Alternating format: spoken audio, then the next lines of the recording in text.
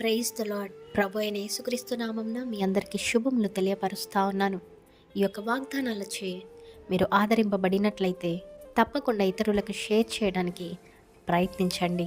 నేను వచ్చి మీ మధ్యను నివాసం చేస్తాను. ఆమేన్.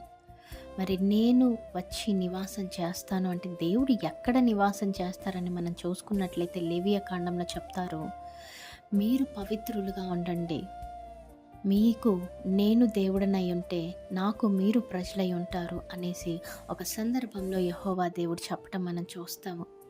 అయితే ఈ మాటలు ఏ విధంగా మనం తీసుకోవాలి అంటే మొట్టమొదటిగా మరి ఎందరైతే దేవుణ్ణి సొంత రక్షకుడుగా అంగీకరించి ఒక పరిశుద్ధమైన జీవితము, ఒక పవిత్రమైన జీవితం జీవించడానికి ప్రయత్నిస్తున్నారో మరి అట్టి వారి మధ్యలో దేవుడు తప్పకుండా వారి మధ్యలోనికి, వారి కుటుంబంలోనికి, వారిలోనికి దేవుడు వచ్చి నివాసం చేస్తాడండి.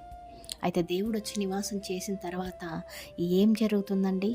ప్రతి ఒక్కరూ సంతోషంగా ఉంటారు, ఆనందంగా ఉంటారు. దేవుడు అక్కడ లేఖనము ఏం సెలవిస్తూ ఉందంటే, నేను వచ్చి మీ మధ్యలో నివాసం చేస్తాను కనుక మీరు సంతోషపడండి, ఆనందంతో గీతాలు పాడండి, నన్ను స్తుతించండి, ఆరాధించండి అనేసి దేవుడు చెప్తా ఉన్నారు. మరి ఇంకా చెప్పాలి అంటే యెరూషలేము ఒక నమ్మకమైన నగరం అండి. మరి నమ్మకమైన వ్యక్తులుగా మనం కూడా ఉండాలి.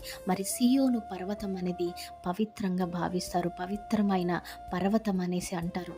అదే విధంగా మనం కూడా పవిత్రంగా ఉండాలని దేవుడు ఆశపడతా ఉన్నారు.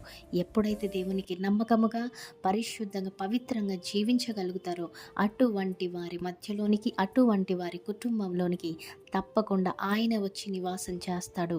గనుక మీరు సంతోషపడండి, దేవుణ్ణి స్తుతించండి, మరి ఈ వాక్యాన్ని ఎత్తిపట్టి ప్రార్థించండి. మరి ఇంకా ఎందరైతే పరిశుద్ధంగా జీవించలేకపోతున్నారో, దేవునికి నమ్మకంగా జీవించలేకపోతున్నారో అట్టి వారందరికీ నిజమైన మారు మనసు రక్షణ దేవుడు అనుగ్రహించునుగాక. Amen. Praise the lord. Have a great day.